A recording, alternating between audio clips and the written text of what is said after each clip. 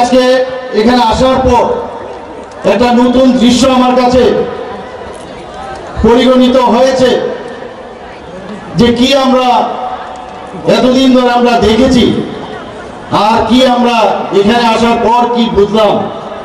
এখানে এসে এতটুকু আমরা বুঝেছি, আমাদের মহারাজা প্রদ্যুৎ কিশোর দেববর্মা মহোদয় যেদিন 28 তারিখ আমরা মহারানী কৃতি সিং দেববর্মা মহোদয়ের জন্য আমরা ওখানে পূর্ব আসনে যে ভারতীয় জনতা পার্টির যাকে মনোনয়ন করা হয়েছে সেখানে প্রায় 40 থেকে 45,000 লোকের সমাগমে সেখানে আমরা সেই মনোনয়ন দাখিল করেছি। সেখানে উনি বলেছেন যে ভারতীয় জনতা পার্টি, আইপিএফটি এবং ত্রিপুরা মাথা এখন তিন শক্তি ত্রিশূল হয়ে গেছে। এখন এই ত্রিশূল ত্রিপুরা রাজ্যে তার স্থাপনা হয়ে গেছে এবং এক ত্রিপুরা শ্রেষ্ঠ ত্রিপুরা সেটা আগামী দিন হবে। সেদিন সেই কথাটা উনি বলেছিলেন। আজকেও আমি দেখলাম যে তার যে কথাটা উনি বললেন যে আমি তো টেইলার হ্যাঁ, পিকচার তো আমি বাকি হ্যাঁ।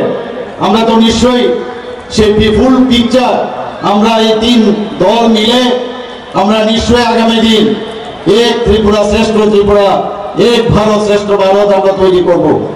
বন্ধুগণ, মাননীয় প্রধানমন্ত্রী জি বারবার বলছেন, আমাদের পার্টির তরফ থেকে বারবার বলা হয় যে প্রথমে দেশ, তারপর হচ্ছে পার্টি, তারপর হচ্ছে আমি নিজ।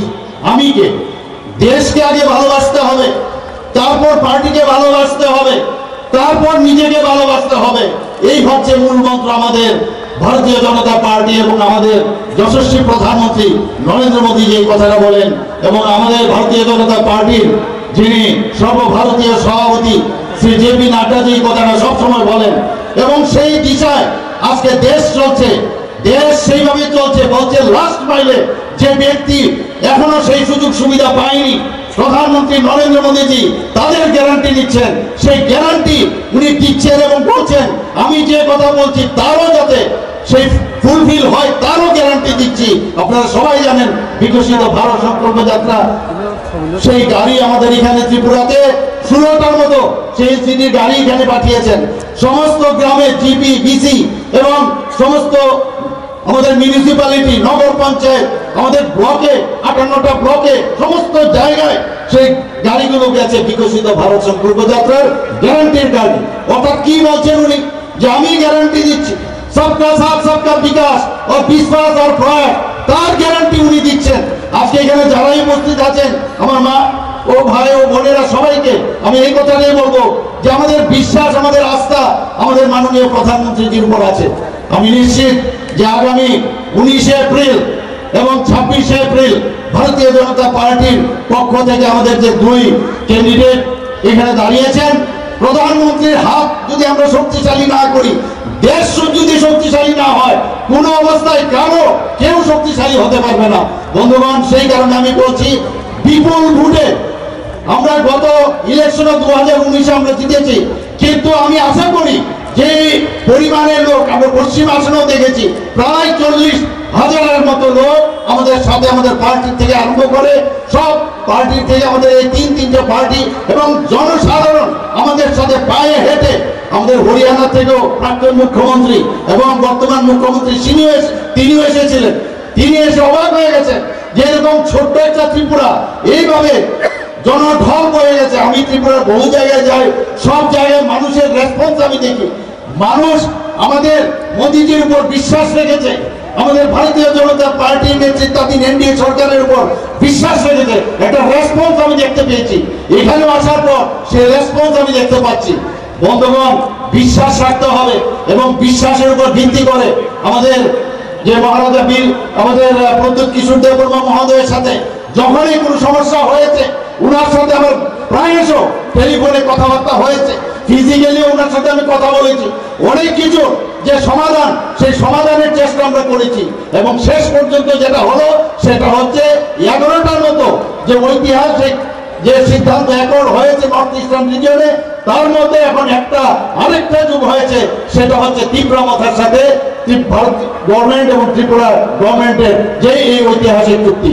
বন্ধুগণ, সত্যি উনি বলেছেন যে এখন শুধুমাত্র ট্রেইলার আর পিকচার বাকি।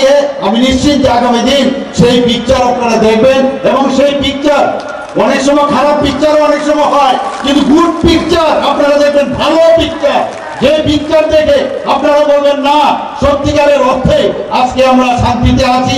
আমাদের কথা কেউ ভাবছে, এখানে বিস্তারিত আমাদের প্রাক্তন মুখ্যমন্ত্রী এবং আমাদের প্রার্থী বলেছেন, আমাদের রাজীব বাবুও বলেছেন এবং ভূপাঙ্গাজি যেভাবে আপনাদের সামনে বলেছেন, আমি সত্যি আপ্লুত ওনার যে ভাষণের যে কথাগুলো উনি বললেন। আজকে আমাদের সত্যি চিন্তার বিষয় যে কিভাবে এই কংগ্রেস সিপিএম এতদিন ধরে এই জনজাতিদের ওদেরকে শোষণ করেছে, আমি বলবো শোষণ করেছে। এবং আমাদের ভারতীয় জনতা পার্টি আমাদের যশস্বী গৃহমন্ত্রী সেটা বুঝতে পেরেছেন, প্রধানমন্ত্রী বুঝতে পেরেছেন। তবে এই কথাগুলো যেটা এখানে বলা হলো, তবে উনি এই কথা বলছেন যে আগামী দিন সুনেরা দিন আনেওয়ালা হ্যায়, এ তো मैं बोल सकता हूं अभी। বন্ধুগণ, কংগ্রেস সিপিএম তারা কোন মুখে আজকে একসাথে ওরা এই অশুভ শক্তির বিরুদ্ধে আজকে আমাদের কথা বলতে হবে, ওদেরকে জবাব দিতে হবে। জবাব কিভাবে দেবেন? এই যে আমাদের গণতন্ত্রে ভোটের মাধ্যমে, ভোটের ভাষ্যে আজকে এতদিন ধরে জনজাতিদের ভোটের ভাষ্যে রূপান্তরিত করেছিল, কিন্তু এখন মানুষ বুঝে গেছে, এখন বুঝে যাচ্ছে সবাই যে সত্যিকারের অর্থে যদি জনজাতিদের উন্নয়ন করতে হয় সেটা একমাত্র মাননীয় প্রধানমন্ত্রী করতে পারবেন। আমাদের রাষ্ট্রপ্রধান, রাষ্ট্রপতি এখন একজন আমাদের জনজাতির মহিলা। আপনারা সবাই জানেন, একের পর এক আমি এখানে বিস্তারিত পুরো নিয়ে এসেছি, সময়ের কারণে আপনাদের যাওয়ারও সময় হয়েছে। এখানে এক এক বিষয় আপনারা দেখেছেন যে জনজাতিদের জন্য মাননীয় প্রধানমন্ত্রী যেভাবে কাজ করছেন, উনাদের জন্য যেভাবে চিন্তা করেন, একমাত্র উনার উপরে ভরসা করা যায় যে আগামী দিন সবকা সাথ সবকা বিকাশ বিশ্বাস অর্থাৎ প্রয়াস করবেন। মাননীয় প্রধানমন্ত্রী কি বলছেন? এই যে ইলেকশন শুধুমাত্র রাজ্যের ইলেকশন না, এই ইলেকশন আমাদের ভারতের কি অবস্থা হবে তার ইলেকশন। সেখানে নীতি নির্ধারণ হবে। আমাদের এখানে কি ড্রেন নেই, কারো রাস্তা নেই, কেউ চাকরি নেই, সেই ইলেকশন না, সেটা হচ্ছে অ্যাসেম্বলি ইলেকশন কিন্তু বা মিউনিসিপ্যালিটি ইলেকশন। কিন্তু এই ইলেকশন হচ্ছে সর্বভারতীয় ইলেকশন, লোকসভার ইলেকশন। নীতি নির্ধারণ হবে। বন্ধুগণ, আমি সেই কথাই বলছি, প্রধানমন্ত্রী যে কথাটা বারবার বলছেন, মেরে মিট্টি মেরা দেশ। আপনারা ভাবুন একবার কি স্লোগান উনি দিয়েছেন, মেরে মিট্টি মেরা দেশ।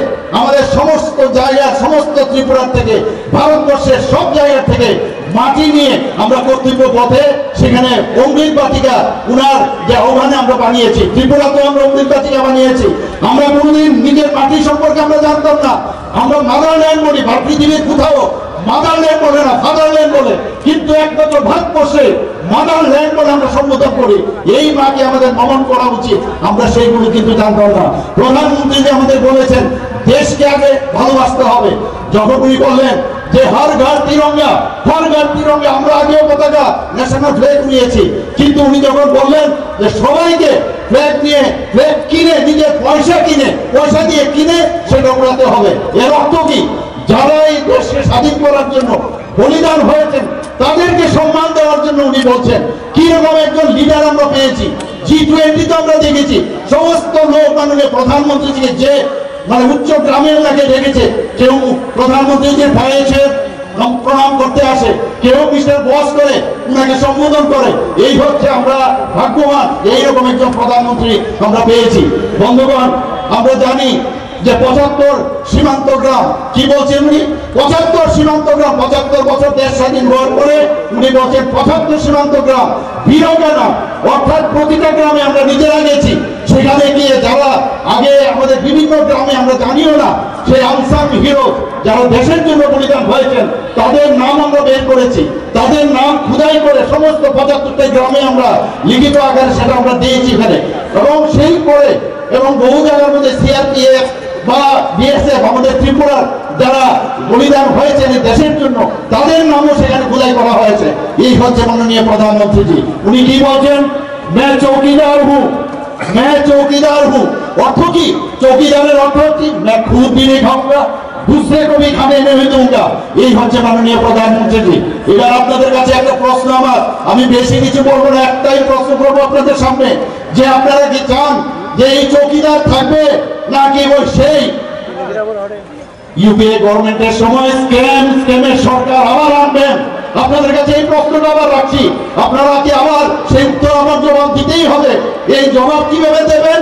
সেই 19 তারিখ এবং 26 এপ্রিল সেখানে গিয়ে বুতাম টিপে ভারতীয় জনতা পার্টির পদ্ম চিহ্নে আপনারা ভোট দেবেন, সে আশা আকাঙ্ক্ষা রেখে, এবং সবকা সাথ বিকাশ এই আমাদের ইচ্ছা সেটা পূরণ হবে। আমি এই আশা রেখে সবাইকে এখানে এতক্ষণ ধরে রোদ্দুরে বসে থাকার জন্য হার্দিক অভিনন্দন ও শুভেচ্ছা জানিয়ে আমি আমার বক্তব্য এখানে শেষ